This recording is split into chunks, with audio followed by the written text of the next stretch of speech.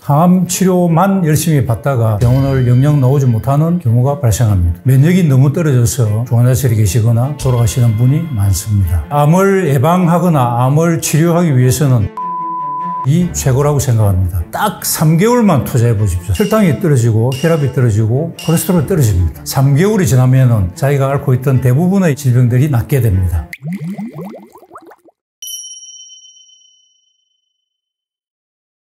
암 1기나 2기의 경우에는 수술이나 항암 치료만으로도 80% 정도의 생존율을 가지고 있습니다. 특히 갑상선암이라든지 조기위암 같은 경우에는 95% 이상의 완치율을 보이기 때문에 적극적으로 치료를 하셔야 됩니다. 그렇지만 3기나 4기 암 경우에는 5년 생존율이 50%를 넘지 못합니다. 그리고 1기나 2기라 하더라도 한국에서 흔한 암인 위암, 대장암, 폐암 같은 경우에는 재발률이 50%를 상회할 정도로 재발이 굉장히 잦습니다. 그렇기 때문에 모든 암에 있어서 꾸준한 관리는 필수라고 하겠습니다. 4기암은 항암 치료로 완치될 확률이 매우 낮은데도 불구하고 대학병원에만 모범생이 학교 다니듯 대학병원만 왔다 갔다 하시는 분들이 계시죠. 그런 분들을 보면 굉장히 안타깝습니다. 항암 치료만 열심히 받다가 사망할 수도 있기 때문입니다. 암이 처음에는 1기, 2기였다가 재발되거나 전이되었을 경우에 진행암이라고 합니다. 진행암은 4기암이죠. 4기암은 항암 치료만으로 완치될 확률이 거의 없습니다. 제로에 가깝습니다. 그럼에도 불구하고 계속 대학병원에 가서 교수님께 항암 치료를 받게 해달라고 의존하는 분들을 보게 되면 안타까운데, 대학병원에 계신 교수님도 이 항암 치료만으로 내가 이 환자를 낫게 하지 못한다는 사실은 너무나 잘 알고 계십니다. 그렇지만 환자분이 요청을 하시니까 안 하면 진료 거부가 되는 거죠. 치료를 해드릴 수밖에 없습니다. 치료 효과보다 항암 치료로 인한 부작용이 훨씬 클 거라는 것을 너무나 잘 알고 계시지만 치료를 할 수밖에 없고, 그런 경우에 멀쩡히 걸어서 병원을 들어가셨다가 병원을 영영 나오지 못하는 경우가 발생합니다.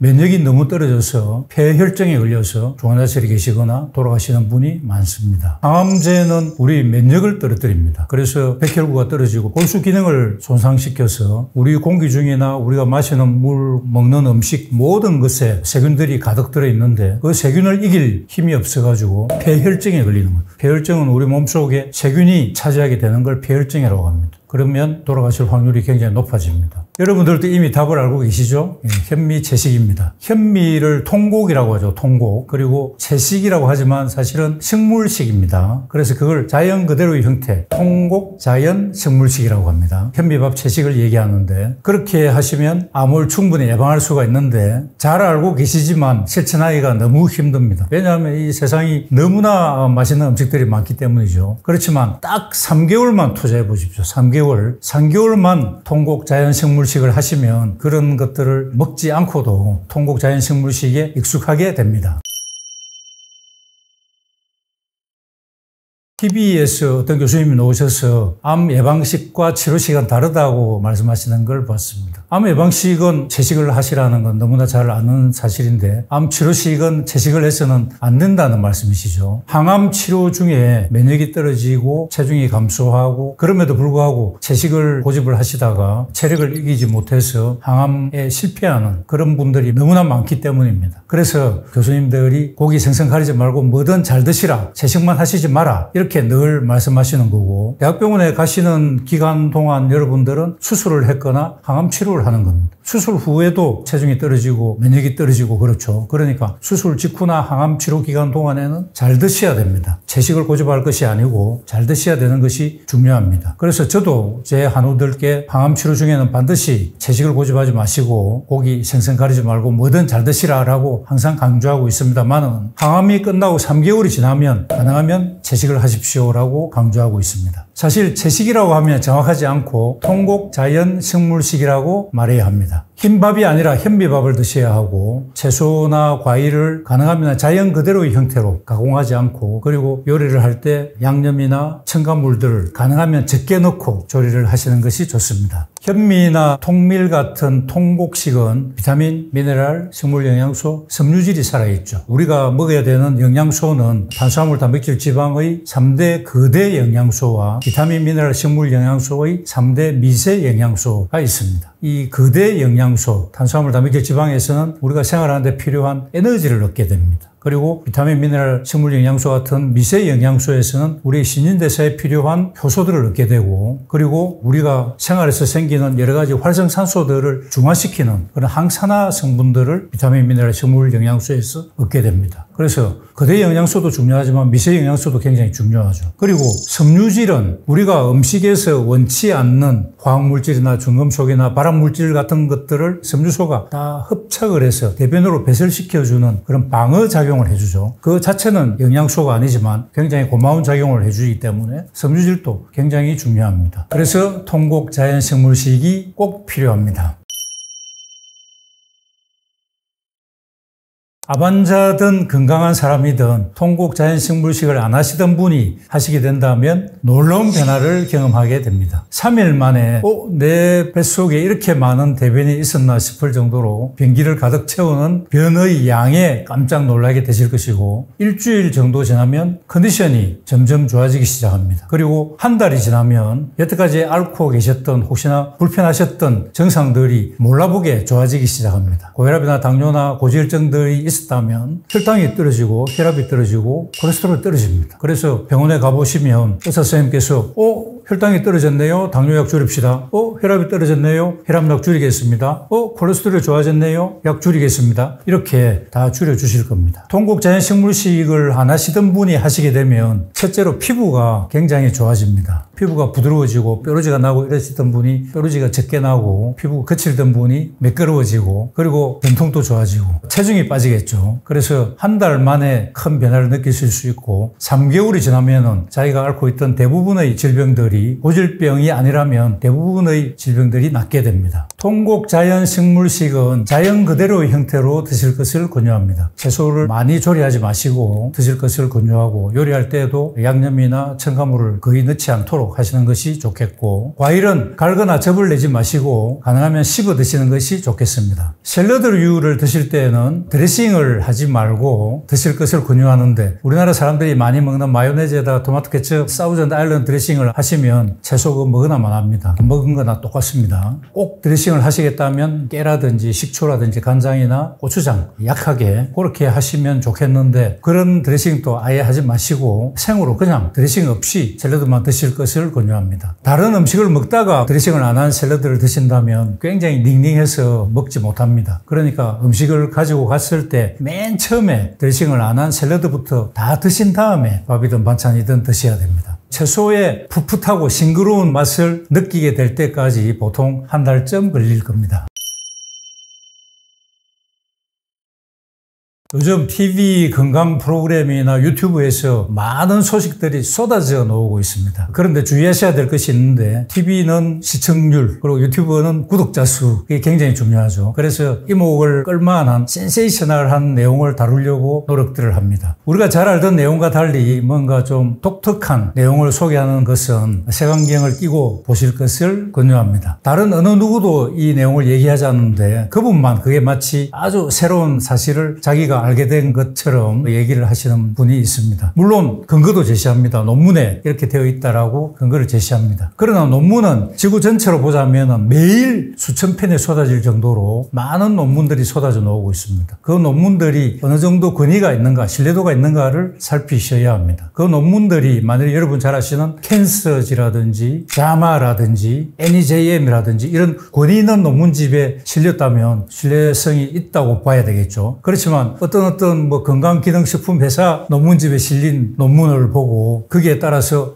내가 이렇게 바꿔야지, 그렇게 하셔야 되겠습니까? 뭔가 확실한 근거를 둔 이론을 따라서 실천을 하셔야 되지 않겠습니까? 항암 치료 중에는 뭐든 가리지 말고 잘 드셔야 정상 체중을 유지할 수 있고 면역을 올려서 항암 치료를 이겨낼 수 있습니다. 수술 직후에도 마찬가지입니다. 그래서 대학병원 교수님들은 여러분들 볼 때마다 뭐든지 가리지 말고 잘 드시라 라고 얘기를 하시는 겁니다. 그러다 보니까 암 환자분들은 뭐든 잘 드셔야 되는 것으로 오해를 하시는 분들이 아주 많습니다. 암 예방식과 치료식은 다르다라고 이해를 하고 계신 거죠. 그런데 암 예방식이 채식이라는 거 여러분 다 잘 아시는 겁니다. 암이 수술하고 항암 치료하고 해서 다 나았다. 이제 집에 와서 정상생활 하세요 했는데 그 다음에 우리가 주의해야 될 것은 암의 재발입니다. 암의 재발은 암의 발생과 똑같은 겁니다. 암의 예방식은 채식인데 암의 재발 예방식은 아무거나 다 먹어도 된다. 이건 말이 안 되죠. 항암 종결 후에는 반드시 통곡 자연식물식을 하셔야 합니다. 암을 투병하시는 분들이 드셔서는 안 될 것으로 생각하고 계신 식품 중에 의외로 괜찮은 식품을 꼽자면 커피를 들 수가 있습니다. 커피에는 카페인이 많아서 물론 안 좋지만 클로로겐산이라고 하는 항산화 성분이 있습니다. 이 클로로겐산 때문에 매스컴에서도 많이 나오고 있는데 커피를 몇 잔 먹었더니 어떤 암이 예방되었다, 치료되었다 이런 발표들이 많이 있죠. 그게 클로로겐산이라고 하는 항산화 성분 때문에 그렇습니다. 그래서 커피를 드시면 좋은데 반드시 신선한 원두를 볶아서 만든 커피라야 되고 그리고 그 커피 속에 설탕이나 우유나 프림을 넣지 않은 것이라야 됩니다. 그리고 만일에 카페인에 예민해가지고 부작용을 겪는 분이라면 굳이 커피를 드시지 마시고 녹차라든지 국산차 좋은 거 많으니까 그런 것을 선택하시면 좋겠습니다. 커피를 만들 때 볶는 정도가 많이 볶으면 산화가 되는 거죠. 그것도. 그래서 활성산소가 생길 수가 있고 두 번째로는 커피 메이커에서 이렇게 내릴 때 청소를 잘 해야 되는데 청소를 잘 하지 않으면 커피 진이 묻어서 그게 오랫동안 되면 산패가 되면서 활성산소가 많이 생깁니다. 그렇기 때문에 커피를 마실 때 여러 가지 조건이 따릅니다. 신선한 원두라야 되고 갓 볶은 거라야 되고 그리고 커피를 만들 때 청소가 잘 된 커피 메이커에서 커피 머신에서 내려야 된다는 그런 조건들이 다릅니다.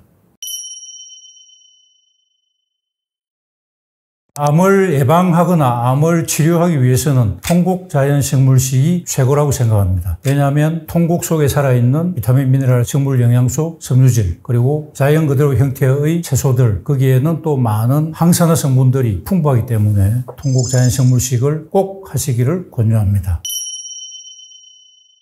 최근에 갑자기 암 발생이 많아지는 것은 암을 잘 초래할 수 있는 식습관이었습니다. 암이 뼈로 전이가 잘 되는데 다치지도 않았는데 우리 일상생활 중에 갑자기 팔이 뚝 부러지기도 하고 다리가 뚝 부러지기도 하고 척추가 내려앉기도 하고 그런 고통을 겪을 수가 있습니다. 우리나라 사람들이 굉장히 좋아하고 찾으시는 분들이 많으시죠. 그렇지만 유명한 발암물질입니다. 암 발생률이 3배에서 한 5배까지 더 높아진다는 보고가 많이 있습니다. 사람들이 잘 모르는 발암식품 중에 하나가 2020년 기준 한 해 암 발생자 수는 24만 8천 명입니다. 남자가 2만 명 정도 더 많았고 기대수명 83.5세까지 생존할 경우에 암에 걸릴 확률은 36.9%였습니다. 돌아가시는 분들 중 3명 중 1명이 암으로 돌아가신다는 얘기죠. 남녀 전체로 본다면 발생 순위는 갑상선, 폐, 대장, 위, 유방의 순위였고 남자만 보면 폐, 위, 전립선, 대장, 간이었습니다. 여자는 유방, 갑상선, 대장, 폐, 위였습니다. 암에 걸리면 여러 가지 고통을 겪게 되겠죠. 그중에서 가장 심각한 게 통증, 악액질, 그리고 기능저하 여러 가지가 있겠지만 특히 악액질을 들 수가 있는데 악액질이라는 거는 우리가 먹는 음식의 영양소가 우리 정상세포로 가야 되는데 정상세포로 가지 않고 암세포가 다 먹어버리는 거죠. 그러면 우리가 열심히 먹어도 살은 찌지 않고 계속 여위역하고 결국에는 사망하게 되는 암보다도 더 무서운 게 악액질이라고 볼 수 있습니다. 그리고 그 다음으로 들 수 있는 게 병적 골절입니다. 암이 뼈로 전이가 잘 되는데 뼈에 전이가 있는 경우에는 다치지도 않았는데 우리 일상생활 중에 갑자기 팔이 뚝 부러지기도 하고 다리가 툭 부러지기도 하고 척추가 내려앉기도 하고 그런 고통을 겪을 수가 있습니다. 제가 생각하기로는 의식은 멀쩡한데 그 상태로 우리 사랑하는 가족과 사랑하는 사람과 이별해야 된다는 것이 아마도 가장 큰 고통이 아닐까 생각합니다.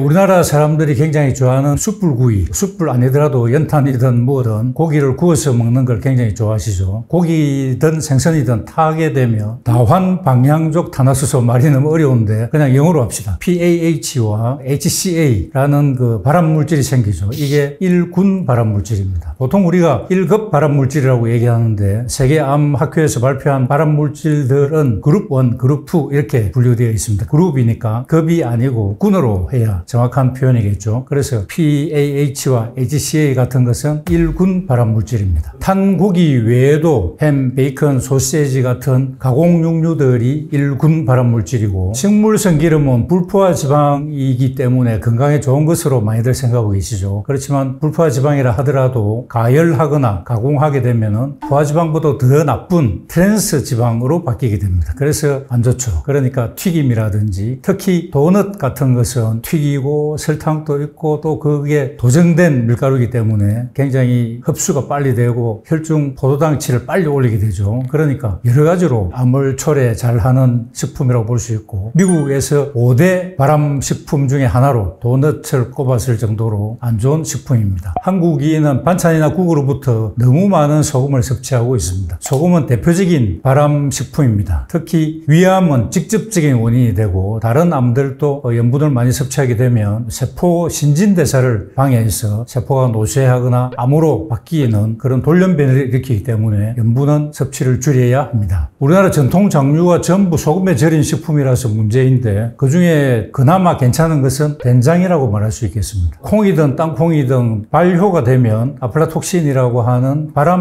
물질이 생깁니다. 대신에 이제 단백질도 많고 또 유산균도 많고 굉장히 좋은 성분이 많죠. 그런데 아플라톡신 때문에 문제인데, 우리나라에서는 된장을 만들 때 소금을 많이 넣죠. 그래서 이 소금이 아플라톡신 발생을 억제합니다. 아플라톡신은 간암을 초래하는 원인 물질로 1992년도에 이미 발표가 되어져 있을 정도로 유명한 발암 물질입니다. 거기에 비하면 소금은 그나마 나은 편이기 때문에 된장은 우리나라 전통 장류 중에서 그나마 괜찮은 식품이다, 이렇게 말씀드릴 수 있겠습니다. 최악의 염장식품은 고기나 생선을 소금에 절였다가 염장했다가 구워 먹는 것인데, 외국에는 고기를 염장했다가 구워 먹는 그런 습관이 있는데, 우리나라에서는 염장 간고등어가 굉장히 유명하죠. 그래서 염장했던 간고등어를 구워서 이렇게 먹는데, 그러면은 아까 말씀드린 것처럼 탄고기에 많은 PAH나 HCA 같은 1군 발암물질들이 있고, 거기다가 또 소금까지 더해지기 때문에 여러 가지 발암 특성이 높다라고 볼 수 있겠습니다. 우리나라 천일염은 모두 서해에서 만들어지기 때문에 황사가 불어오니까 그것 때문에 중금속 오염이 심합니다. 그래서 열을 가해서 만들어진 소금, 구운 소금이라든지 죽염 같은 것들이 중금속이 날아가고 없으니까 건강에 괜찮다고 얘기를 합니다. 그래서 천일염보다는 낫다는 의미이지 그 염분 자체가 우리 건강에 좋을 리는 없습니다. 우리나라 자연의학자들 중에서 일부는 죽염이 건강에 좋으니까 많이 드셔라 라고 하시는 분들도 계십니다. 그런데 우리나라 자연의학자가 그렇게 말씀하시는 거고, 우리나라 외에도 전 세계 자연의학자들이 많이 계신데, 전 세계 자연의학자들의 통계로 보자면 죽염이 좋다고 하시는 분은 1% 미만이라고 말씀드릴 수 있습니다. 우리 몸은 하나뿐이기 때문에 이렇게 저렇게 실험해 볼 수가 없지 않습니까? 한번 잘못되면 끝장이니까 가능하면 안전한 방향으로 관리를 하시는 것이 좋겠습니다. 사람들이 잘 모르는 발암식품 중에 하나가 우유를 들 수가 있겠습니다. 우유는 대표적인 건강식품으로 많은 분들이 즐겨 마시고 또 아이들의 건강을 위해서 또 많이 마시게 하고 그러죠. 그런데 우유가 암을 초래한다는 논문이 너무 많이 나오고 있습니다. 원래 그 우유 속의 단백질이 암을 초래한다는 게 1992년도에 미국 코넬 대학교의 콜린 캠벨 교수가 발표한 논문도 있지만, 이후에라도 석유화학공업이 계속 발전하면서 화학물질들이 많이 생산되어서 우유를 만들 때 젖소의 사료나 또 환경 개선을 위해서 여러 가지 항생제나 살충제나 소독제나 이런 걸 많이 쓰게 되어서 그 화학물질들이 우유에 많이 들어가고, 또 젖소가 젖을 많이 생산하도록 성장 호르몬도 많이 쓰게 되고, 그런 화학물질들이 복합적으로 암을 잘 초래하는 것으로 생각합니다. 요거트는 우유를 발효한 것이라서 우유의 좋은 성분과 유산균까지 있어서 건강에 더 좋은 것으로 생각하고 찾으시는 분들이 많으시죠. 그렇지만 요거트는 우유를 발효하기 위해서 농축되는 거죠. 그죠? 농축되니까 우유 단백질이 더 많아지는 겁니다. 그러니까 우유를 마신 경우보다 오히려 요거트를 먹었을 경우에 암 발생률이 3배에서 한 5배까지 더 높아진다는 보고가 많이 있습니다. 우리가 간과하기 쉬운 음식 중에 하나가 연어가 있습니다. 연어는 우리나라 사람들이 굉장히 좋아하고 고급 식품으로 분류되어서 값도 비싸고 고급 레스토랑에 가야 있을 정도인데, 우리나라에서 생산이 안 되니까 보니까 주로 이제 노르웨이산을 수입하게 되는데 수입 연어의 대부분이 양식 연어라고 합니다. 양식 연어는 양식할 때부터 항생 목적으로 화학물질들을 많이 썼고 그리고 살 색깔 자체가 투명하다고 합니다. 그래서 이걸 발그스레하게 먹음직스럽게 바꾸기 위해서 색소 먹이를 또 일부러 준다고 합니다. 그러니까 여러 가지 화학물질들이 섞여 있기 때문에 굉장히 위험한 발암식품이라고 할 수 있겠습니다.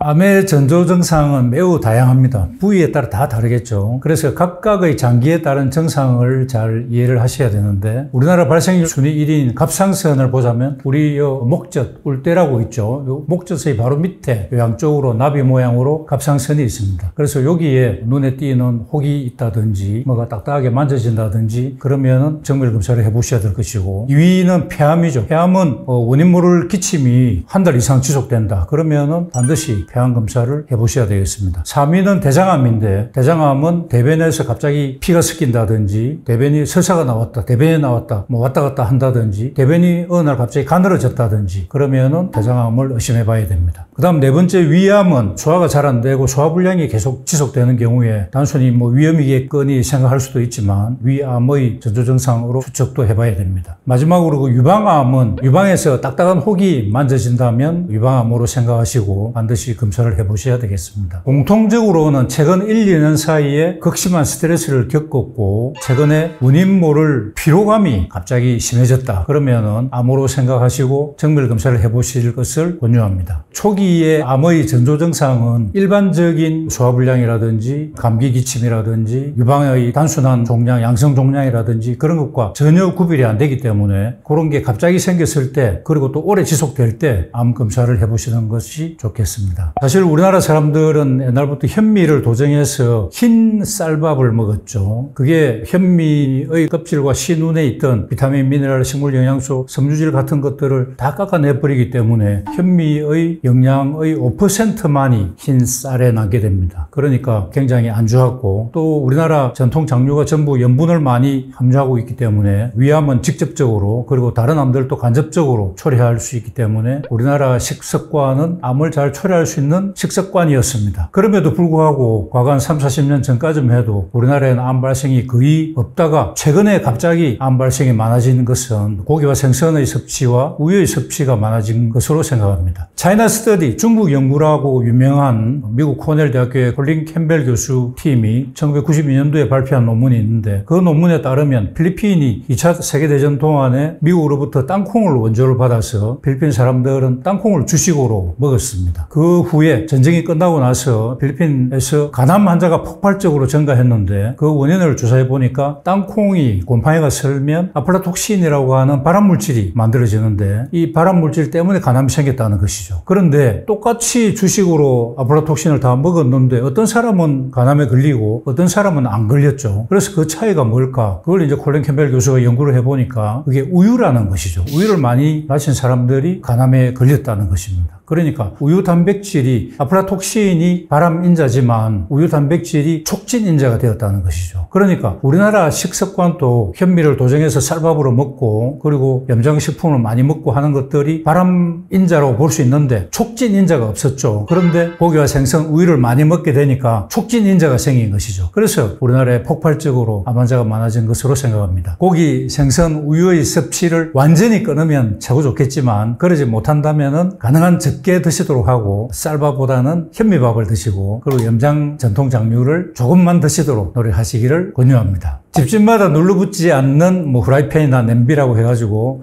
까만색으로 된 테플론 냄비나 후라이팬을 많이들 가지고 계시고 그런데 이 테플론 냄비나 후라이팬은 요리를 하기 위해서 가열을 하게 되면 PFOA라고 하는 발암인자를 발산시킵니다. 그래서 담배를 피우지 않는 여성들이 폐암이 많은 원인도 이 PFOA가 주 원인으로 지목되고 있기도 합니다. 그리고 주방기구 외에도 테플론 의류 있죠. 의류라든지 일회용 컵에도 PFOA가 검출이 됩니다. 그래서 여러분들이 카페에 가서 테이크아웃을 하실 때 일회용 컵을 쓰지 않습니까? 일회용 컵에 뜨거운 음료를 담게 되면 PFOA가 나올 수 있습니다. 그렇기 때문에 테이크아웃 하실 때는 반드시 아이스로 드시고 카페 안에 앉아서 율컵으로 드실 때는 뜨거운 걸 드셔도 괜찮다고 생각합니다. PFOA는 잔류성 유기오염 물질이라고 합니다. 영어로 Persistent Organic Pollutants, 첫 글자를 따서 POP, 팝스라고 합니다. K-팝과 같은 스펠링이기는 하지만 굉장히 나쁜 놈입니다. 팝스는 한번 생산되면 생태계에서 분해가 되지 않고 계속 우리 지구를 오염시키는 물질을 얘기합니다. 보통 암뿐 아니라 대사증후군이라든지 심혈관 질환, 류마티스성 관절염, 치주질환, 암 이런 것들을 초래하는 원인 물질로 생각하고 있고, 요즘 젊은 사람들은 모르겠지만 60대 이상의 사람들은 모두 다 너무나 잘 알고 있는 DDT라고 하는 살충제, 긴 가루약이 있었는데 그게 DDT였습니다. 그리고 플라스틱의 원료로 쓰이는 PCB, 그리고 쓰레기 소각장에서 나오는 발암물질 다이옥신이라는 거 아시죠? 이런 것들이 전부 팝스입니다. 이 팝스는 동물의 지방 조직에 축적되어서 먹이 사슬에 그대로 농축되기 때문에 덩치가 큰 생선 속에는 팝스가 많을 걸로 생각하셔서 피하시는 것이 좋겠습니다. 우리가 새끼 먹는 흰밥을 현미밥으로 바꾸는 작은 노력만으로도 암을 크게 예방할 수 있다고 생각합니다. 그리고 염분이 많이 들어있는 전통 장류와 김치의 섭취를 조금 줄이시고, 고기와 생선은 구워 먹지 마시고 삶아 먹거나 쪄 먹도록 하시고, 그리고 한국 고유 전통 음식인 채소 반찬 그리고 해조류 많이 챙겨 드시도록 하시면 좋겠습니다. 전 세계적인 추세에 비교해서 특히 우리나라에서 암이 폭발적으로 증가되어 있습니다. 40대 이후부터 위험한 시기가 됩니다. 국립암센터와 보건복지부에서 발표한 암 예방 수칙 10가지가 있습니다. 이 세상에 존재하는 모든 암 치료법 중에 가장 우수한 치료법입니다. 첫째, 우리나라 암 발생률을 보면 남녀 공이 연령 증가에 따라서 점차 암 발생률이 증가하는 것으로 되어 있습니다. 물론 10대 때에는 혈액암 발생률이 많고 40대 이후부터 암 발생률이 점차 증가되어 가지고 60대와 70대의 암 발생률이 굉장히 높습니다. 그런데 최근에 들어와서 우리나라 남성들에 있어서 30대에서 소폭 위암의 발생이 증가되어 있고, 여성들에 있어서는 30, 40대에 있어서 갑상선암과 유방암의 발생이 폭발적으로 증가되어 있습니다. 암은 노화된 세포가 변형을 일으켜서 암을 초래하는 것으로 되어 있죠. 그래서 세포가 노화될수록 암을 잘 일으키니까 연령 증가와 함께 암 발생이 느는 것이 당연합니다. 그렇지만 최근에 우리나라에서 젊은 연령들에서 암이 많이 발생하는 이유는 나빠진 식습관, 그리고 운동 부족, 스트레스, 나쁜 환경 등의 복합적인 요인으로 생각하는데, 전 세계적인 추세에 비교해서 특히 우리나라에서 젊은 사람들의 암이 폭발적으로 증가하고 있는 것은 아마도 식습관의 변화 때문인 것으로 추측합니다. 고기와 생선 같은 동물성 식품의 섭취가 많아졌고, 특히 우유를 많이 드시는데 우유 단백질이 암을 촉진하는 원인이 된다는 것을 잘 아셔야 되고, 특히 우리 청소년기나 젊은 사람들이 유제품, 치즈, 요거트 이런 걸 굉장히 좋아하시죠. 이런 것들이 암을 촉진하는 것으로 생각하고 조심하셔야 되겠습니다. 항암 치료가 힘든 이유는 항암 치료를 겪게 되는 부작용이 다양하기 때문이죠. 가장 많이 겪게 되는 증상으로는 구토, 피로, 무기력, 그리고 구내염, 탈모, 설사와 변비도 자주 겪는 부작용입니다. 그리고 항암 주사를 맞고 1주에서 2주 사이에 면역이 많이 떨어집니다. 우리가 조금 전에 얘기했던 구토, 설사, 변비, 피로, 무기력, 구내염 이런 것들은 전부 1주 사이에 발생합니다. 그러니까 항암 받고 1주 동안 굉장히 힘들죠. 1주가 지나면서 이 모든 불편 증상들이 싹 사라지지만 오히려 1주에서 2주 요 사이에 면역이 떨어지게 됩니다. 면역이 떨어지면, 면역이라는 말은 백혈구입니다. 백혈구가 떨어지니까 우리 공기 중에 우리가 먹는 음식이나 마시는 물 이런 데 들어있는 여러 가지 세균들을 이길 수 없는 상태가 되어서 감염에 취약하게 되죠. 그래서 굉장히 위험한 시기가 됩니다. 그래서 혈액 검사를 해보고 백혈구가 떨어져 있으면 백혈구를 자극하는 골수 자극 주사를 맞아서 백혈구를 당장 올려야 되는 필요성이 있고, 적혈구나 혈소판도 떨어질 수 있는데 그런 것들은 수혈을 통해서만 치료가 될 수 있고 흔히 생기는 부작용은 아니기 때문에 크게 신경 안 쓰셔도 되겠습니다. 세계보건기구에서 발표한 암의 원인을 보면 유전적인 요인이 5에서 10% 정도이고 90에서 95% 정도는 환경적인 요인이라고 했습니다. 그 중에서도 1위는 잘못된 먹거리로 30에서 35%로 1위이고, 2위는 흡연으로 25에서 30%이고 3위 감염은 15에서 20%, 비만이 10에서 20%라고 얘기했습니다. 그렇지만 우리가 임상적으로 보면 스트레스, 마음의 문제가 가장 큰 것으로 생각됩니다. 그런데 왜 WHO에서는 얘기를 하지 않았느냐 하면은 보면 마음과 암과의 인과관계를 실험으로서 입증하기가 굉장히 어렵죠. 그래서 그에 관한 논문이 거의 없습니다. 그렇다 보니까 객관성, 공신력이 있어야 되는 세계보건기구에서는 스트레스에 대해서는 다루지 않았지만 우리 임상의가 볼 때는 1위가 스트레스이고 2위가 먹거리, 3위가 흡연, 감염, 비만 순서로 생각합니다. 스트레스를 겪게 되면 우리 몸에는 많은 변화가 생깁니다. 스트레스 호르몬 콜티솔이라고 들어보셨죠? 이 콜티솔은 우리 몸에 굉장히 큰 영향을 미치는데 가장 심각한 것이 면역 시스템을 교란시키고 우리 신진대사를 흔들어 놓습니다. 그리고 활성산소를 많이 만들어서 암을 초래하게 되는 것입니다. 암의 발생을 막기 위해서 노력해야 할 발암 요인들은 첫째는 스트레스 관리입니다. 그 다음으로는 먹거리인데 고기나 생선, 우유의 섭취를 줄이고 패스트푸드,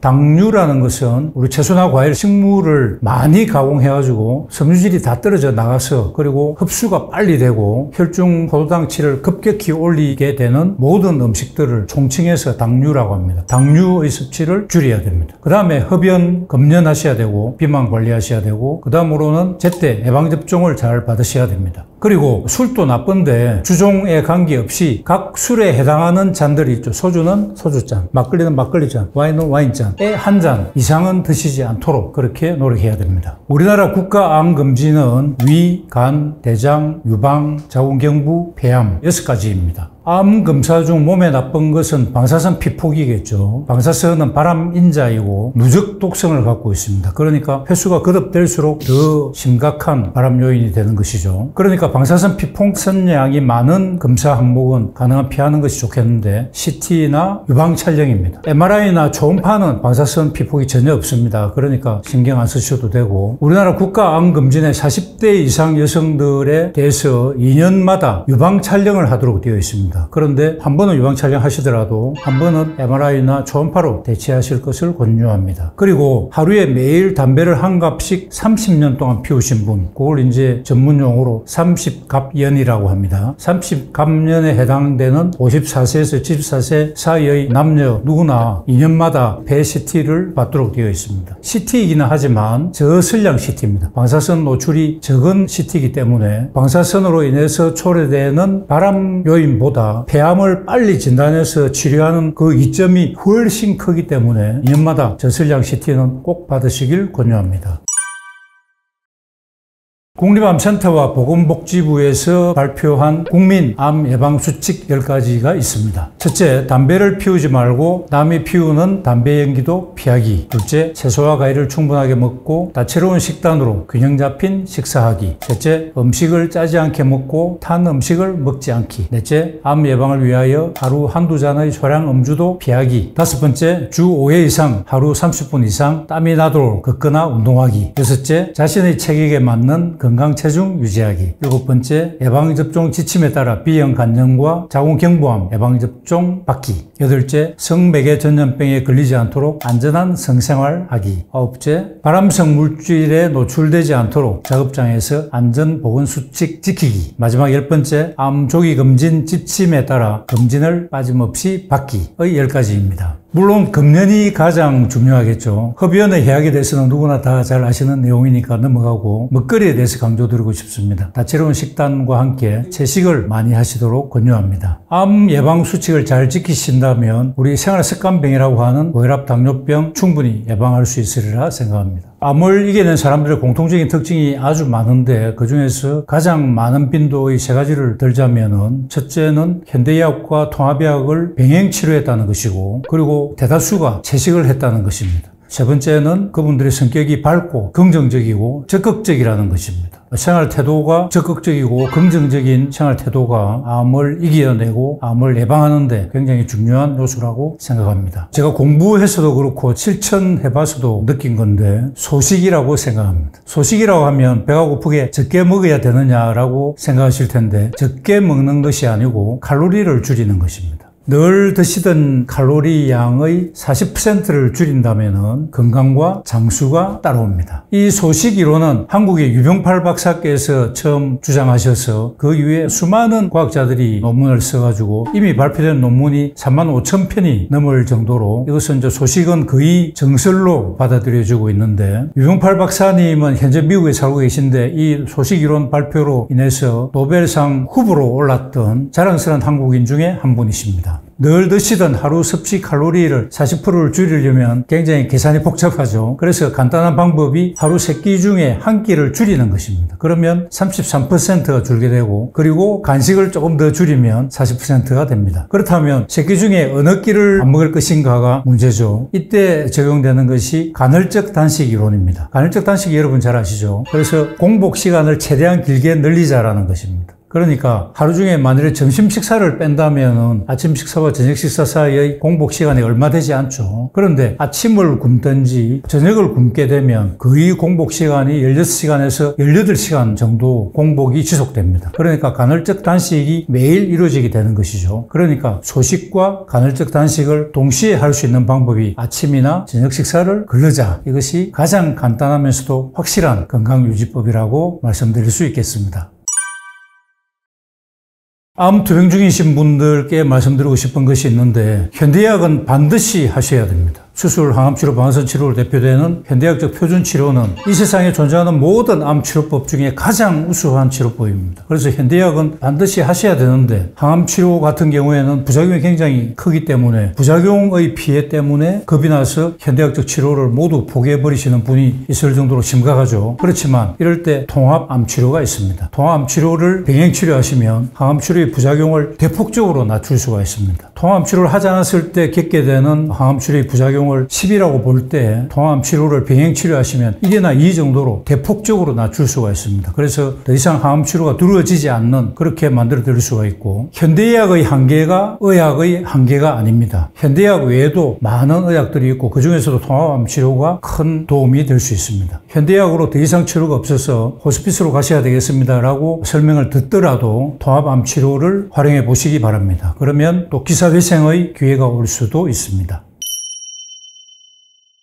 췌장암 환자의 대부분에서 5년 생존율은 5% 이하로 다른 장기들에 둘러싸여져 있기 때문에 초기에 증상이 거의 없어 조기 진단이 매우 어렵습니다. 이들 식품은 췌장암뿐만 아니라 우리나라에서 최근 급증하고 있는 대부분의 암 또한 초래하고, 암 외에도 만성염증을 일으켜서 심장병, 관절염, 당뇨병, 자가면역질환 등을 초래할 수 있습니다. 췌장암을 일으키는 식품의 첫 번째는 현대의학적 표준치료를 겪게 되는 부작용은 줄이고 표준치료를 더 잘 받을 수 있도록 돕는 통합암치료의사 김진목입니다. 부산대학교 병원 통합의학센터 교수를 퇴임한 후에 5년 전부터 파인일 병원 병원장을 맡고 있고, 김진목 TV라는 유튜버도 운영하고 있습니다. 많은 관심 부탁드립니다.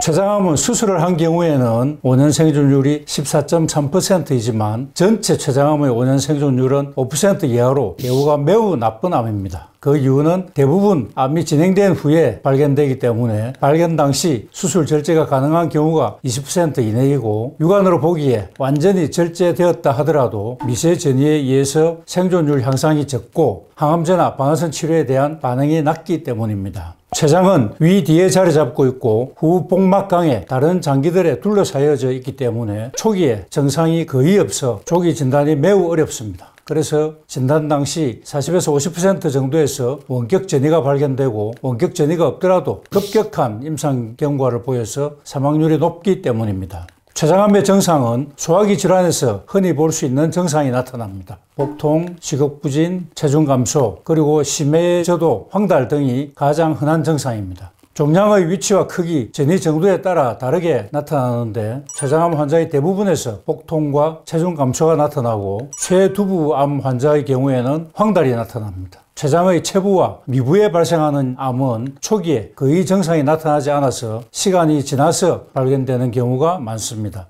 췌장암이 발생하기 쉬운 요인에는 45세 이상, 흡연, 다른 부위의 암 과거력, 오래된 당뇨병, 지방이 많은 음식 섭취, 비만 등이 있고 최근에는 만성 췌장염 및 일부 유전 질환에서 췌장암 발생률이 증가한다고 알려져 있습니다. 췌장암의 5 내지 10%는 유전적 경향이 있는데 췌장암의 가족력이 있는 경우에는 없는 사람들에 비해서 11배 정도 발생률이 높다고 합니다. 췌장암을 일으키는 식품의 첫 번째는 기름에 튀긴 탄수화물입니다. 뭐가 가장 먼저 떠오르시나요? 그렇습니다. 감자튀김입니다. 그 다음엔 도넛이고 거의 대부분의 과자와 스낵들도 기름에 튀긴 탄수화물입니다. 이렇게 당이 많고 기름에 튀긴 음식들은 췌장에 계속적으로 부담을 주고 염증이 쉽게 생길 수 있게 됩니다. 췌장염이 췌장암의 원인이라고 말씀드렸죠. 두 번째는 포화지방이 많은 소, 돼지, 양 같은 붉은 고기입니다. 특히 우리나라 사람들은 근육 속에 기름이 자글자글하게 끼어있는 고기를 마블링이 좋다고 하면서 특등육으로 치죠. 포화지방이 많기 때문에 소화하기 힘들어서 췌장이 계속적으로 무리를 하게 만듭니다. 고기와 마찬가지로 햄, 베이컨, 소시지와 같은 가공육류 또한 췌장암을 잘 초래하는 것으로 알려져 있습니다. 이들이 모두 붉은 고기이기 때문이기도 하고 가공육류 자체가 발암물질 1군으로 등재되어 있다는 거 잘 아시죠? 세 번째는 술과 알코올입니다. 술은 담석과 함께 췌장염을 일으키는 대표적인 원인으로 알려져 있습니다. 알코올은 췌장에 염증을 만들고 췌장의 분비 기능에 이상을 주면서 효소가 췌장 주위 조직을 스스로 파괴하게 하는 원인을 제공합니다. 또한 알코올 섭취로 인해서 체내 온도가 상승하면 내부 염증이 쉽게 확산한다고 합니다. 특히 췌장염 가족력이 있는 경우라면 금주는 필수라 할 수 있겠습니다. 붉은 고기와 같은 동물성 지방 섭취는 췌장에 좋지 않은 영향을 끼칩니다. 췌장이 지방 소화를 위해 쉴 틈이 없게 되고 세포 손상을 유발할 수 있습니다. 특히 요즘 젊은이들 사이에 인기가 많은 대창, 막창 등 포화지방이 많은 소, 곱창, 돼지갈비, 떡갈비 등은 많이 먹지 마셔야 합니다. 지방과 당이 많은 음식은 췌장에 부담을 줄 수 있습니다. 췌장은 인슐린 분비를 해서 혈당을 조절하는데 에너지 드링크나 달콤한 음료, 주스 등 과당이 많이 들어있는 음식을 먹으면 인슐린 민감성이 떨어질 수 있습니다. 또한 과당 자체가 최종 당화산물로 작용해서 염증과 산화적 손상을 입힐 수 있습니다. 따라서 감자튀김이나 아이스크림과 같이 당과 지방이 섞여있는 음식은 피하는 것이 좋습니다. 붉은 고기, 가공육류, 탕고기, 단 음식 등은 췌장암뿐만 아니라 대부분의 암 또한 초래하고 특히 우리나라에서 최근 급증하고 있는 대장암, 전립선암, 유방암도 같은 원인으로 발생합니다. 암 외에도 이들 식품은 만성염증을 일으켜서 심장병, 관절염, 당뇨병, 자가면역질환 등을 초래할 수 있습니다. 과일에 들어있어서 과당이라고 일컫고 좋은 당으로 생각하기 쉽지만 요즘에는 인위적으로 만들어서 식품 속에 넣거나 음료에 넣는데 이름을 액상과당이라고 합니다. 액체 형태의 과당이라는 말입니다. 이들 과당은 여러분들이 잘 아시는 최종 당화산물이라고 하죠. AGE를 만들어서 성인병도 유발하고 혈관이나 장기에 붙어서 염증 손상을 일으킵니다. 또 과당은 활성산소를 만들어서 여러 장기에 손상을 주는데 만성 췌장염을 일으키고 방치되면 췌장암으로 진행하게 됩니다. 감자튀김, 도넛, 과자, 스낵, 각종 튀김들은 탄수화물과 지방이 범벅되어 있기 때문에 췌장에 부담을 주고 췌장염을 일으키고 결국 췌장암의 원인이 될 수 있습니다.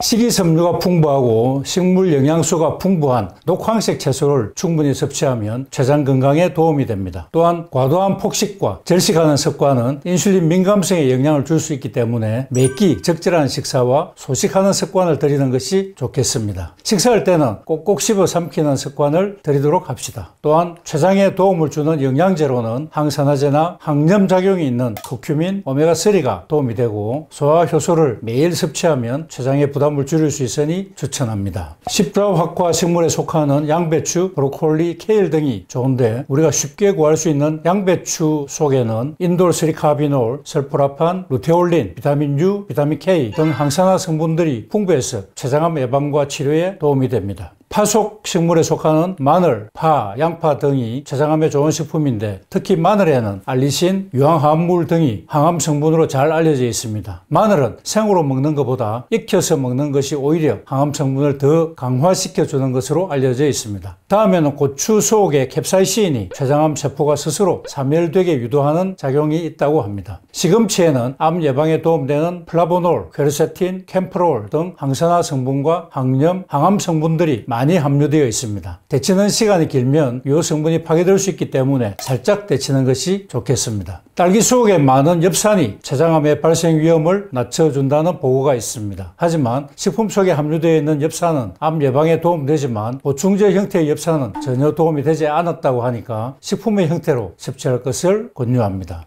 우리가 그 바삭한 식감을 위해서 기름에 튀기게 되는데 튀기는 대신에 에어프라이를 사용하는 것이 좋겠고, 기름을 쓸 때에는 올리브오일이나 들기름 같이 몸에 좋은 불포화 지방을 가열하지 않고 조리 후에 뿌리는 정도만으로 사용하는 것이 좋겠습니다. 설탕이나 과당은 피해야 하고 단맛을 떼지 못하는 사람은 인공 감미료로 대체하는 것이 좋겠습니다. 식물은 가능하면 가공을 적게 해서 자연의 상태에 가까운 형태로 섭취하는 것이 좋고, 다양한 색깔의 채소를 다양한 부위의 식물을 먹어야 영양의 균형을 이룰 수 있습니다. 붉은 고기와 같은 동물성 지방, 감자, 튀김같이 지방과 당이 많은 음식, 에너지 드링크나 달콤한 음료, 주스 등 과당이 많이 들어있는 음료수, 탄고기 등 췌장에 부담을 줄 수 있는 음식은 가능한 피해야 하고, 어쩔 수 없이 먹어야 하는 경우에는 채소를 많이 먹어서 섬유질로 위를 채운 다음에 먹으면 그나마 흡수를 적게 줄일 수 있고, 포화지방이나 콜레스테롤, 당분을 섬유질에 흡착시켜서 대변으로 배출시킬 수 있기 때문에 좋습니다. 청량음료 대신에 생수나 차를 마시는 습관을 들여야 하고, 과일과 채소, 해조류, 그리고 현미밥을 주식으로 먹는 것이 좋겠고, 육류는 안 먹을수록 좋겠지만 꼭 먹어야 한다면 굽거나 튀기기보다는 삶거나 쪄서 먹는 것이 좋겠습니다. 그래서 막연히 두려워하지만 마시고 식습관을 조금씩 바꾸는 것만으로 췌장암은 충분히 예방할 수 있으니까 너무 두려워하지 마시고 식습관을 바꾸도록 노력하시면 좋겠습니다. 2020년 기준 30대 암 환자 사망률 1위 역시 위암이 기록하고 있습니다. 위암을 예방하는 것은 식습관이 가장 중요하다고 생각합니다. 또한 물을 많이 마시는 것도 위암을 예방하는 방법입니다. 특히 다른 물을 섭취하면 손상된 점막의 재생을 도와주고 위염, 위궤양, 십이지 궤양 등을 치유하고 위암까지 예방하는 효과가 있습니다. 현대인들에게 위장 관련 질환은 때려야 뗄 수 없는 관계입니다. 건강보험심사평가원의 자료에 의하면 섭취한 음식이 역류하는 질환과 위염으로 병원을 찾은 외래 진료 환자는 약 900만 명이 넘었다고 할 정도로 위장 관련 장애로 고통을 받고 있는 국민이 전체 인구의 5분의 1에 달합니다. 위의 수치는 그야말로 병원을 찾은 수치이고, 그냥 참거나 고통 없이 넘어가는 경우는 이보다 더 많아 국민의 반 이상인 위장 관련 질환을 앓거나 앓은 경험이 있다고 보고하고 있을 정도입니다. 위장 관련 질환이 이렇게 많아지는 원인은 현대인의 식습관, 생활 습관이 건강함과는 거리가 멀어지게 되었으며, 과식, 음주, 인스턴트 음식, 배달 음식 과다 섭취 등 여러 가지 문제를 가진 사람이 많기 때문입니다. 자꾸 속이 쓰리거나 식사 후 속이 불편하고 갑갑하다면 위염이나 위궤양 등을 의심해야 하고, 위염 중에서 위축성 위염이나 장상피화성은 위암의 전암병변이기 때문에 특히 조심해야 하고, 그런 단계까지 진행되지 않았더라도 가벼운 위염이 결국 방치하면 심한 단계로 진행하기 때문에 가볍게 여기지 말고 올바른 생활 습관을 지킬 것을 강조드립니다. 우리가 마시는 물은 영양분의 흡수, 소화 촉진, 혈액순환 향상, 독소와 가스 방출, 산소 운반 역할을 하는 등 생명 유지에 필수 작용을 하고 있습니다. 물을 적게 마시면 인지 능력이나 육체 활동이 떨어질 수 있다고 전문의들은 경고합니다. 반대로 단순한 이치로 물을 많이 마시면 암의 발생 위험도 줄일 수 있습니다. 체내 발암 물질이 쉽게 배설돼 방광암이나 신장암, 전립선암에 걸릴 위험성이 훨씬 줄어든다는 것입니다. 대장암과 유방암도 마찬가지입니다. 유방암의 경우에는 물을 적게 마신 여성이 그렇지 않은 여성에 비해서 약 70% 정도 위험이 높고, 대장암의 경우에는 물을 적게 마시는 사람이 약 40% 정도 위험이 높은 것으로 되어 있습니다. 3-2-1 법칙이 있습니다. 식사 30분 전 1컵, 식사 2시간 후 1컵, 잠자기 전 1시간에 1컵입니다. 그래서 하루 3끼를 먹는다면 식사 전후에 1컵씩 3번이니까 총 6컵이고, 자기 전 1컵에서 총 7컵이 되죠. 아침에 일어나서도 양치질한 후에 1컵을 마시는 것이 좋습니다. 결론적으로 하루에 8컵 정도를 시간을 정해놓고 마시기를 권장합니다. 커피나 알코올은 이뇨작용이 있어서 물의 총량에 계산하면 안 되고, 주스도 당분을 함유하고 있기 때문에 좋지 않습니다. 저희 병원에서는 암 환우분들께 감입차, 현미차, 상황버섯 달인물을 레몬수, 비트수, 영양수 등을 제공하고 있습니다. 감잎차는 감잎으로 만든 차인데 천연 비타민C가 많이 함유되어 있고 맛도 그렇게 강하지 않아서 물처럼 많이 마셔도 건강에 좋은 차입니다. 자연의학에서는 하루 마시는 총량의 반은 생수로, 반은 감잎차로 마실 것을 권장하고 있습니다. 현미차는 현미를 살짝 볶은 후에 물을 다시 타서 우린 후에 현미를 걸러내고 마시면 되는데 현미의 은근하게 고소한 맛 때문에 평소에 물을 잘 못 마시는 사람들에게 권할 수 있는 물입니다. 감잎차나 현미차는 끓이기 때문에 생수와 달리 죽은 물이라고 마시기 꺼려하시는 분들도 계신데 끓인 물이더라도 식힌 다음 30cm 정도의 높이에서 다른 용기로 부으면 이때 공기 중 산소가 녹아 들어가서 생수와 마찬가지로 산소를 함유하게 되기 때문에 걱정되시는 분들은 그렇게 마시면 되고 그렇게 하지 않더라도 생수로 하루 음용량의 반을 마시기 때문에 물은 생수로, 감잎차는 비타민C, 현미차는 맛으로 마시는 것만으로도 큰 가치가 있다고 생각합니다. 상황버섯은 면역 증강에 도움을 주는 것으로 잘 알려져 있어서 상황버섯 달인 물을 아몬드들께 제공하고 있는데 상황버섯은 간에 부담을 줄 수도 있기 때문에 항암 중일 때는 잠시 중단하실 것을 권장하고 있습니다. 레몬수는 생수에 레몬즙을 짜서 넣거나 레몬을 슬라이스로 잘라서 물에 섞은 물인데 역시 비타민C가 많고 레몬의 상쾌한 향이 입맛을 당기게 하고 식후 소화를 도와주는 작용도 있습니다. 비트수는 비트를 슬라이스로 잘라서 생수에 섞은 물인데 비트는 안토시아닌, 철분, 폴리페놀, 엽산 등의 영양성분이 많이 함유되어 있기 때문에 평소에 자주 마셔도 건강에 좋을 것으로 생각합니다. 특히 암 환자들에게는 안토시아닌과 폴리페놀의 항산화 성분이 면역을 올리고 암을 치료하는 데 도움을 줄 수 있습니다. 마지막으로 영양수란 액체 형태의 종합 영양제를 생수에 다시 희석한 음료로 물론 영양제를 직접 마시는 만큼 충분한 용량은 안 되겠지만 이왕 마실 물에 조금씩이라도 영양제 성분을 같이 섭취하시라는 의미로 만들어 드리고 있습니다. 감잎차는 천연 비타민C의 보급, 현미차는 물의 섭취량을 부담없이 늘릴 수 있게 해주고 상황버섯차는 면역 정진에 도움이 되고 레몬수는 비타민C의 공급도 되고 식전에 마시면 식욕을 촉진시켜줍니다. 비트수는 안토시아닌과 폴리페놀 등 항산화 성분을 공급해주고 영양수는 여러 가지 영양소를 공급해주는 역할을 해줍니다. 감잎차와 현미차는 하루 1리터 정도 마시면 좋고 레몬수나 비트수도 생수 대신에 꾸준히 드셔도 좋지만 상황버섯 달인 물은 하루 2컵 이내로 마시는 것이 좋겠고 항암 치료 중일 때는 잠시 중단하실 것을 권장합니다. 과일과 채소에는 섬유질이 풍부해서 위와 장에 좋은 식품입니다. 특히 양배추는 비타민 U가 풍부해서 위장 점막을 보호하고 손상된 점막을 재생해주는 효과가 있어서 위에 좋은 식품으로 유명합니다.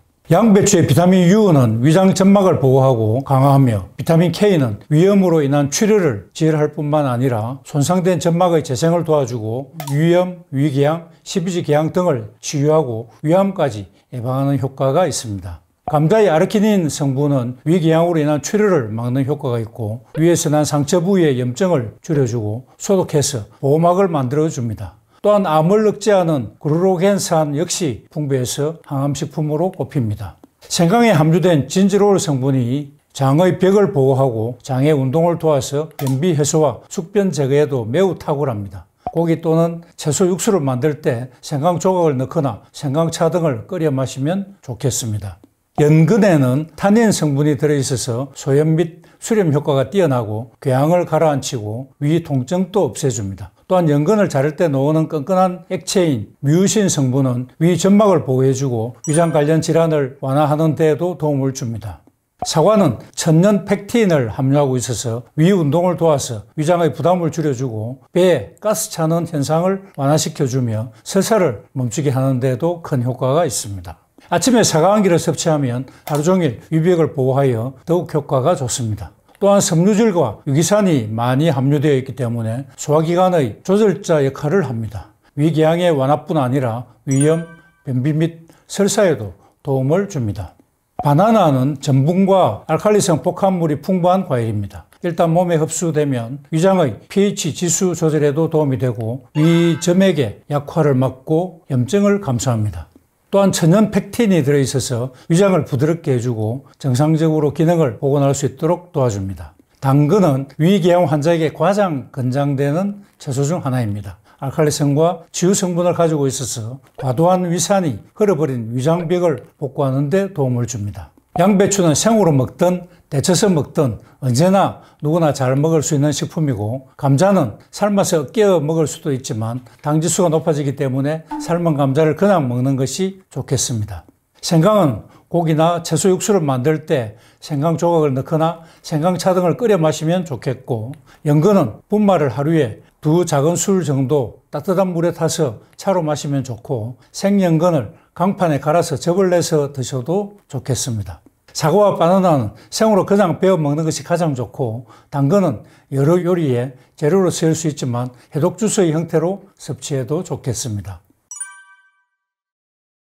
위암을 예방하는 것은 식습관이 가장 중요하다고 생각합니다.盐분이 많은 음식을 피하는 습관을 갖고 술과 담배, 간접흡연 역시 피하는 것이 좋겠습니다. 한편 헬리코박터균은 세계보건기구에서 흡연과 함께 1군 발암 원인으로 규정한 바 있습니다.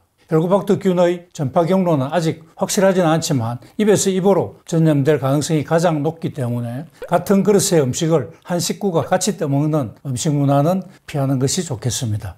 또한 저장기간이 오래된 신선하지 않은 음식의 섭취를 피하고 질산염이 많이 함유된 포장된 육류 제품이나 훈제육 등의 섭취를 줄이는 것이 위암을 예방하는 방법이라고 할 수 있습니다. 한편 최근에는 서구화된 식습관과 비만, 음주와 더불어 혼자 밥을 먹는 혼밥 쪽이 늘어나면서 20, 30대 위암 환자도 크게 증가하고 있습니다. 2020년 기준 30대 암 환자 사망률 1위 역시 위암이 기록하고 있습니다. 인스턴트 식품이나 짜고 매운 음식을 즐겨 먹는 식습관을 피하고 음식을 급하게 먹기보다는 천천히 먹는 습관을 들이는 것을 권합니다. 또한 스트레스는 면역체계에 영향을 미쳐서 위암의 주요 원인이 된다고 하니까 스트레스를 최대한 줄이는 것도 위암을 예방하는 방법입니다. 위암은 조기 발견과 적극적인 치료가 중요합니다. 정상만으로는 조기에 진단하기가 어렵기 때문에 조기 발견을 위해서 정상 유무와 관계없이 위내시경을 적극적으로 시행하실 것을 권장합니다. 위암을 정상만으로 판단하지 말고 한두 번씩 약물 치료를 해도 재발하는 위질환이 있는 경우에는 반드시 위내시경 검사를 받아야 합니다. 특히 위암의 가족력이 있는 경우에는 좀 더 주의를 기울여야 합니다. 우리나라와 같이 위암 발생이 많은 나라에서는 40세 이후에는 소화기 관련 증상이 없더라도 1, 2년에 한 번씩 위내시경 검사를 시행하는 것이 안전하고, 40세 이전이라도 지속적인 소화기 증상이 있거나 가족 중 위암 환자가 있을 경우에는 위내시경 검사를 시행하는 것이 권장됩니다. 위암은 2년 전까지만 해도 우리나라에서 가장 흔한 암이었고, 또 우리나라 교수님들이 세계 어느 나라보다 위암 치료 성적이 뛰어납니다. 그래서 위암이 있을 때는 교수님들의 지시대로 수술, 항암 치료 잘 받으시고 끝까지 투병하셔야 되고, 그와 함께 통암 치료를 받으시면 현대학적 표준 치료를 더 잘 받을 수 있습니다. 그래서 현대학적인 치료와 함께 통암 치료를 반드시 받으시기를 추천합니다. 항암 기능이 있는 채소 82가지를 조사한 결과 고구마가 브로콜리나 양배추를 제치고 1위를 차지했다고 밝혔습니다. 고구마 속에 풍부하게 들어있는 항산화 성분인 베타카로틴과 안토시아닌 때문인데 암세포를 정상세포로 돌려주는 기능을 하고 우리 몸의 면역력을 정전시켜주는 역할을 합니다. 고구마의 좋은 성분은 온전히 섭취하기 위해서는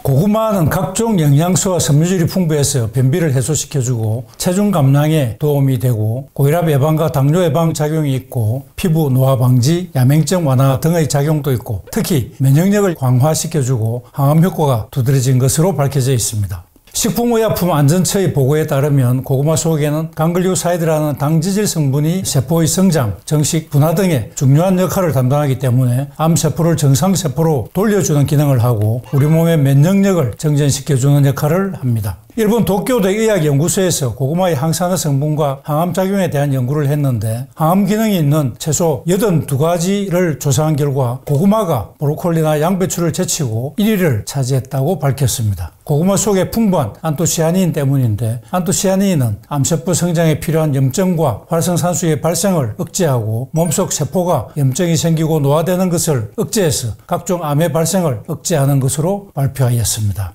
고구마의 식이섬유는 다른 식물의 식이섬유보다 흡착률이 훨씬 강해서 유해물질들을 배출시키는 데 유리하다고 합니다. 미국 국립암연구소에서 고구마에 대한 항암 효과에 대해서 연구를 했는데 고구마를 매일 먹은 사람은 그렇지 않았던 사람들에 비해서 50% 적게 암이 발병했다고 합니다. 고구마 속에 풍부하게 들어있는 항산화 성분인 베타카로틴과 안토시아닌 때문인데 베타카로틴은 몸속에서 비타민 A로 바뀌어서 인체 세포에 생기는 염증을 막고 각종 암과 폐암을 예방하고 완화하는 데 도움을 줍니다. 고구마에는 폴리페놀, 베타카로틴 등 여러 영양소가 아주 풍부합니다. 특히 클로로겐산과 섬유질 그리고 칼륨들은 혈관에 큰 도움을 주는데 특히 혈관 탄력성을 유지하는 데 큰 도움이 되어서 혈압을 낮추는 효능도 있습니다. 클로로겐산은 항산화제로서 혈관을 강화시키고 또 혈관 내피세포의 손상을 막고 혈관의 건강을 도와준다고 합니다. 고구마 속의 베타카로틴은 몸속에서 비타민 A로 바뀌어서 눈 건강에 도움을 줍니다. 눈의 피로를 풀어주고視力을 보호해주는 놀라운 성분들이 들어있습니다. 그래서 눈 건강을 위해서라도 하루 1개 정도는 꾸준히 섭취하실 것을 권장합니다. 고구마는 고칼륨 식품으로 알려져 있는데 100g당 칼륨이 337mg이나 들어있어서 바나나보다 2배 정도나 들어있다고 합니다. 칼륨은 나트륨과 반대작용을 하는데 우리나라 사람들은 나트륨 섭취가 꽤 높은 축에 속합니다. 김치와 된장 등 전통 장류가 모두 염장식품이기 때문이고 국을 즐겨 먹기 때문인데 나트륨은 물을 끌어당겨서 혈압을 올리는 작용을 합니다. 칼륨이 나트륨의 배출을 도와서 혈압을 내려주는 작용을 합니다. 생고구마를 자르면 하얀 즙이 배어 나오는 걸 볼 수 있는데 이것이 얄라핀이라는 성분으로 변통을 돕는 작용을 하기 때문에 변비 해소에 도움이 됩니다. 고구마에는 비타민 A가 많아서 점막을 보호하는 작용을 합니다. 점막이란 우리 면역 시스템에서 최전방의 방어벽 역할을 합니다. 눈, 코, 구강, 기관지, 장 등의 점막은 모두 우리 장기들을 보호하는 작용을 하는데 고구마 속의 비타민 A가 점막을 강화시키는 작용을 하기 때문에 평소에 면역이 약하신 분들은 말할 것도 없고 날씨가 건조해지는 가을과 겨울철 점막을 강화시키기 위해서 고구마를 드실 것을 권유합니다.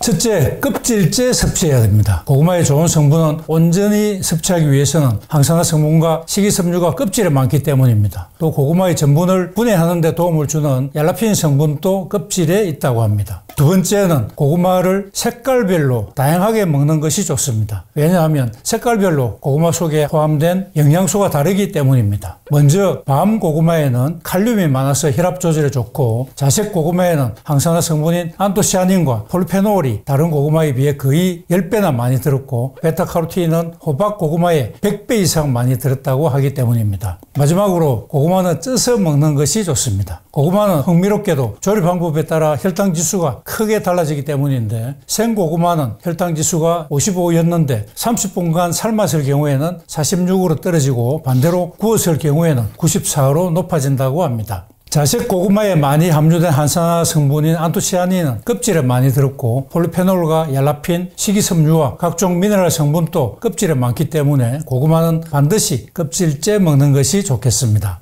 고구마를 씻을 때에는 철수세미를 쓰면 안 되고 스폰지로 부드럽게 씻고 잔류 농약을 떨어내기 위해서 식초 희석한 물이나 양조 소주를 희석한 물에 5분에서 10분 정도 담궜다가 흐르는 물에 헹구는 것이 좋겠습니다. 일본 가고시마 지역은 암 발생률이 낮기로 유명한데 가고시마는 고구마 생산 본고장이라고 합니다. 일본 연구팀의 보고에 의하면 고구마에는 발암물질을 무독화시키는 성분이 감자에 비해서 50배에서 100배 정도나 더 많다고 합니다. 그런데 이 성분은 아주 민감하고 불안정해서 가열하면 그 활성이 거의 없어져 버려서 생즙을 마셔야 효과적이라고 합니다. 물론 생고구마를 씹어 드셔도 되지만 강판에 갈거나 즙을 내어 마셔도 되는데 즙을 낼 때에는 사과나 무를 같이 넣어서 믹서기에 갈면 더 시너지 효과가 있다고 합니다. 독이 되는 사람들이 있습니다. 첫 번째로 고구마에는 악유질과 탄닌 성분이 있어서 위가 약한 사람이 공복에 먹게 되면 이 성분들이 위벽을 자극하고 위산이 과다 분비되고 소화장애를 일으키고 복통이나 속쓰림을 유발할 수 있기 때문에 위가 약한 사람은 공복에 먹지 않아야 합니다. 두 번째로 신장이 약한 사람입니다. 고구마에는 칼륨이 많이 함유되어 있기 때문에 신장이 약한 사람들은 주의해야 합니다. 만성신부전이 있는 사람들이 칼륨을 많이 섭취하면 신장에서 칼륨 배출이 잘 되지 않아서 혈중 칼륨치가 올라가게 되고 심장박동에 문제가 생기거나 부정맥을 초래할 수 있기 때문입니다. 세 번째로는 당뇨병 환자입니다. 고구마는 GI 지수가 55로 낮아서 저혈당 지수 식품에 속해서 당뇨 예방에 도움이 되지만 가열하면 사정이 달라집니다.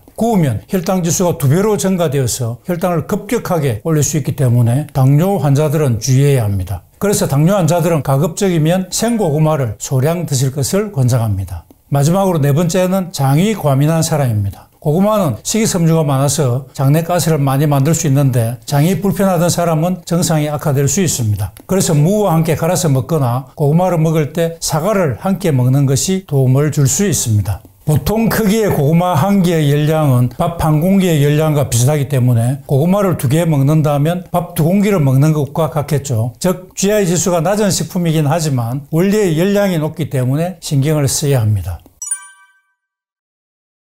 고구마와 같이 먹으면 좋은 식품의 첫 번째는 무입니다. 농식품종합정보시스템 자료에 따르면 무 속에는 식이섬유와 비타민C, 칼슘, 칼륨 성분이 풍부하게 함유되어 있고 또한 음식물 소화흡수를 촉진하는 디아스타제라는 소화효소가 들어있습니다. 그래서 고구마 속에 각종 항암 성분이 잘 흡수되도록 도와주는 작용을 하기 때문에 무와 함께 갈아서 먹으면 좋겠습니다. 두 번째로는 사과입니다. 고구마는 섬유질과 아마이드라고 하는 성분 때문에 장에 가스가 생기기 쉬운데 사과 속의 펙틴 성분이 장벽에 막을 만들어서 유독물질 침입을 막기 때문에 장내 이상 발효를 막아줍니다. 세 번째로는 김치입니다. 고구마와 함께 먹기 편한 식품으로 우리 조상들은 옛날부터 김치를 함께 먹어왔는데 고구마가 텁텁해서 목에 막히거나 단맛에 물릴 때쯤에 김치를 먹으면 시원한 맛을 내면서 깔끔하게 맛의 균형을 잡아줍니다. 또한 고구마의 칼륨 성분이 김치에 들어있는 나트륨을 배출하는 데 도움을 주기 때문에 균형을 맞춰주고 더욱이 김치에 풍부한 유산균이 장내 이상 발효를 억제해주는 작용까지 있기 때문입니다.